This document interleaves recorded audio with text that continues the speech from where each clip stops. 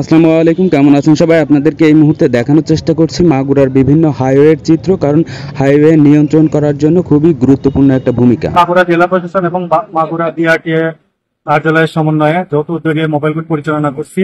আমরা আসলে আজকে দেখতেছি এই পরবর্তী কর্মস্থলে ফিরে যাচ্ছে, এই সমস্ত যে যানবাহন গুলো আছে তারা অতিরিক্ত ভাড়া আদায় করছে কিনা, আদায় করলে আমরা জানতে পারলাম ঈদ পরবর্তী সময়ে হাইওয়েতে যে সকল বাসগুলো চলে সেই বাসগুলো অনিয়ন্ত্রিত ভাড়া নেয় এবং অনিয়ন্ত্রিতভাবে গাড়ি চালায়, যার কারণে প্রায়শই দুর্ঘটনা ঘটে এবং যাত্রীদের ভোগান্তি হয় এবং বেশি ভাড়া নেওয়া বা অতিরিক্ত লোক গাড়িতে উঠানো, এই বিষয়গুলো অনৈতিক এবং অযৌক্তিক। সেই বিষয়গুলোই পুলিশ এবং জেলা প্রশাসনের মাধ্যমে সেটা নিয়ন্ত্রণ করা হচ্ছে, যাতে করে সাধারণ মানুষের জনদুর্ভোগ না হয়।